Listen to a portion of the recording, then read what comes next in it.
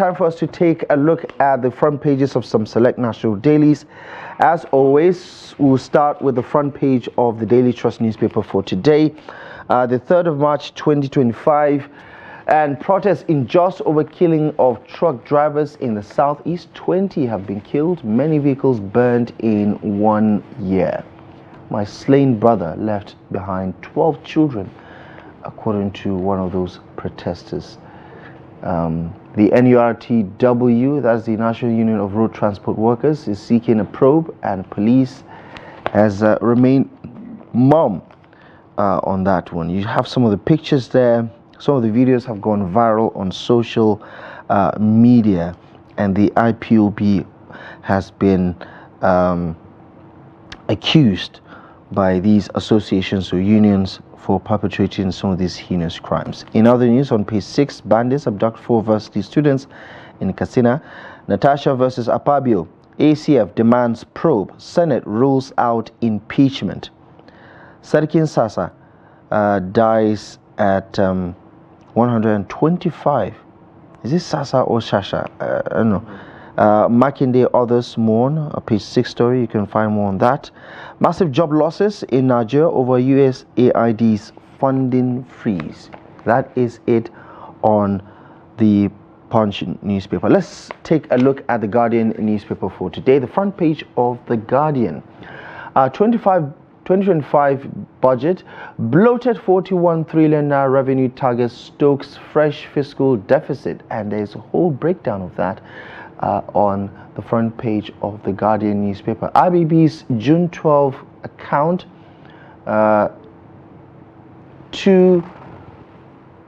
anyway, there's a whole too little too late. That is, I believe, an editorial on the Guardian newspaper for today.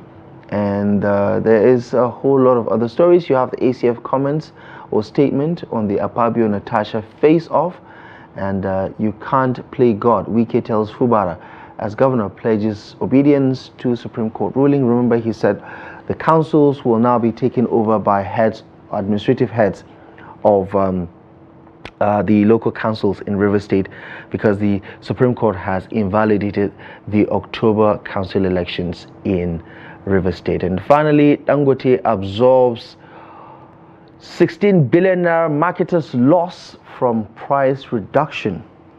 Guess who's not easing off on taking over the market? Dangote Petroleum Refinery. Well, as long as Nigerians are beneficiaries of some of these moves, many Nigerians will say more grease to his elbow. Let's bring in our newspaper reviewer this morning. Dr. Theophilus Abba is the director at the Daily Trust Foundation, and he's here with us this morning to help us understand the backstory and give us some context to some of these very compelling headlines. Doctor, it's always a pleasure to see you. Good morning. Good morning.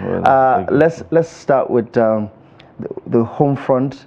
With regards to the biggest story on the Daily Trust newspaper, this protest in Jos over the killing of truckers from the northern part in southeast Nigeria. We've seen some of these stories over the years happen before, these targeted attacks. But what do you make of what apparently the unions are saying is an increase in these attacks over the past few months?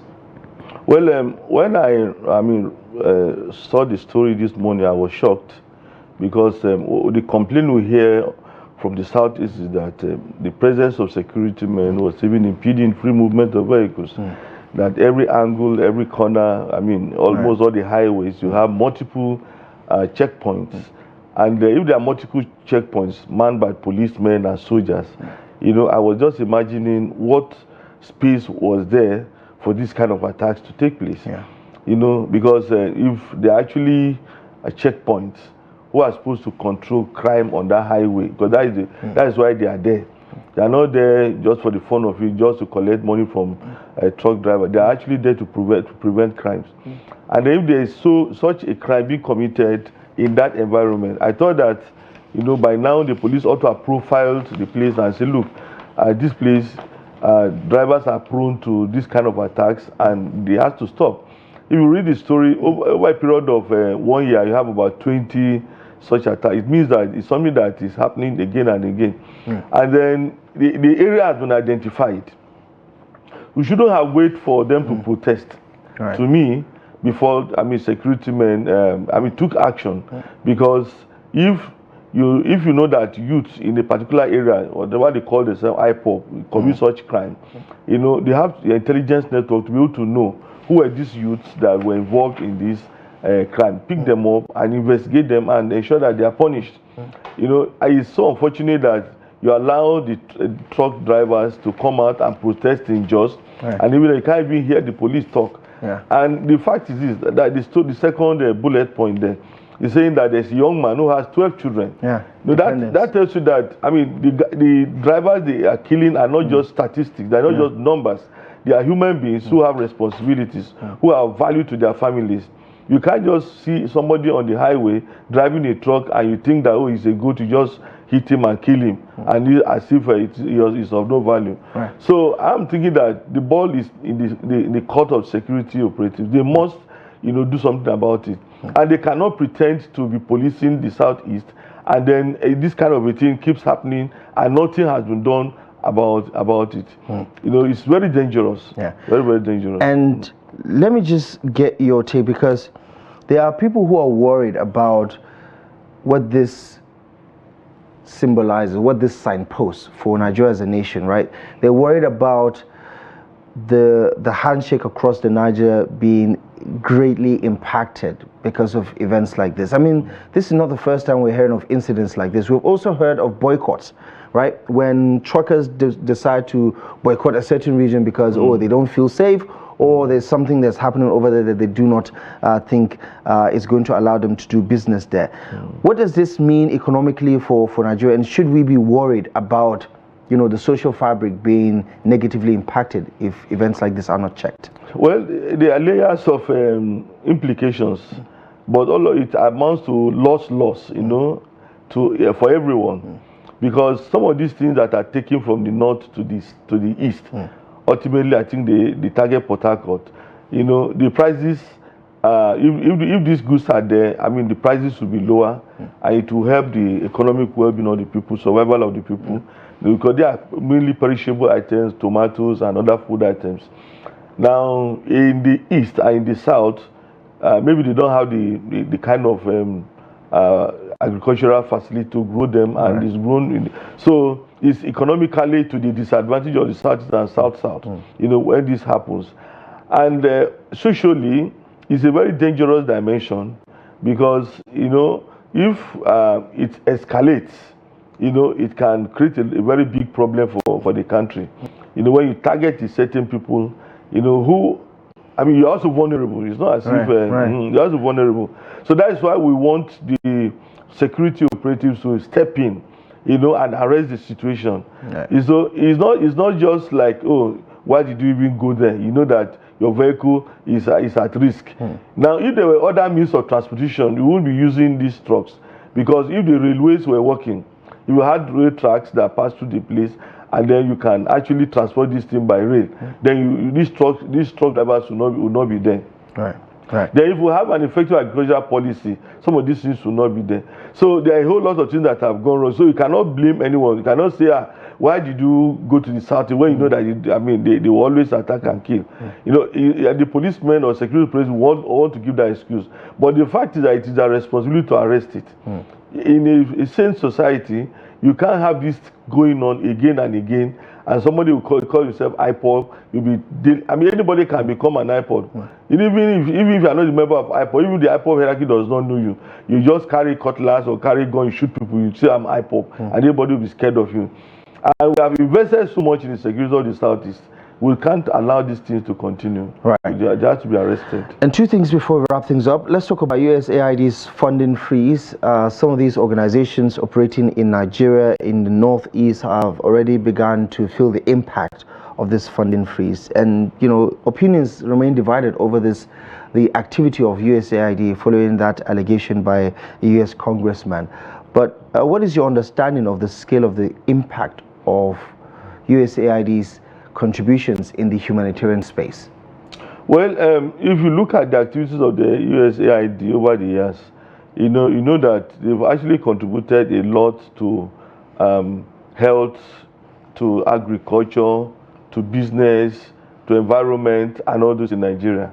if you look at health, specifically the antiretroviral drugs that we've been enjoying, over the years, as many Nigerians as come out to say, well, I have this problem, they get these free drugs from designated agencies, courtesy of USAID, and then if you look at issues around environment, if you look at issues around even education, you see USAID, coming in, even agriculture, they have invested so much in agriculture, training people, giving them support and all this and all that.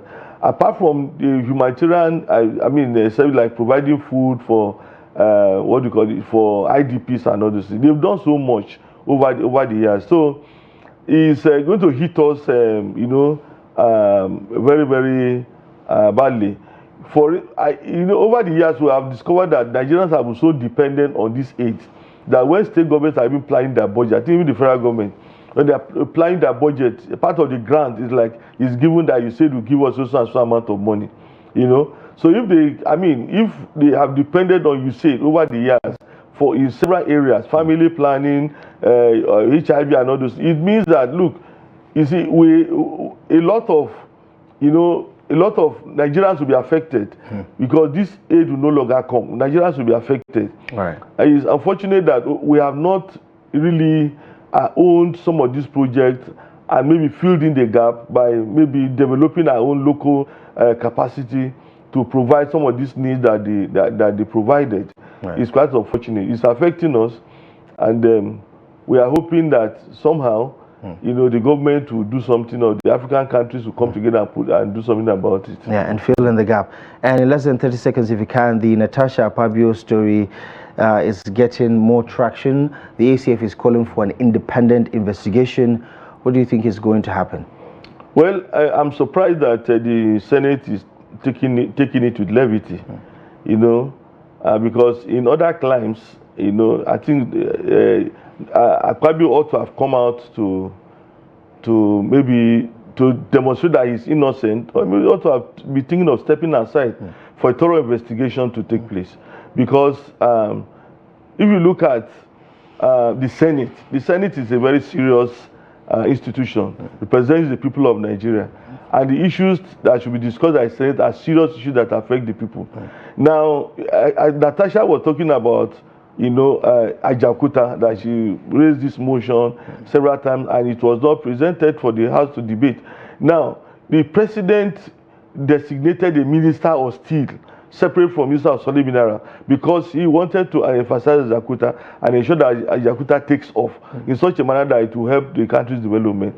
And then a senator from that area is raising the issue, and the senator is saying that look, it will not be, it's always shut down. And then issues of sexual harassment is being mentioned. I think Akpabio cannot keep quiet, and the Senate cannot keep quiet about it. The Senate must come up to tell us why they are not even thinking of, asking him to answer questions. They say he has their full confidence. No, we don't. That confidence must be made clear, because you can't have a full confidence and you are not doing what you ought to do. I think I buy into what the former Senate President Bukola Saraki has said. He said, look, we cannot protect an individual against an institution. The institution of the Senate is so big that you cannot sweep this under the carpet. The image of the Senate is already affected. People are losing, even if you listen to what people are saying on social media everywhere, it's very clear that people are losing confidence in the Senate, and it's because of the allegation against this man. He has to come out clearly to tell us that look, this will happen, and prove that this woman was lying. Right. There's only on him.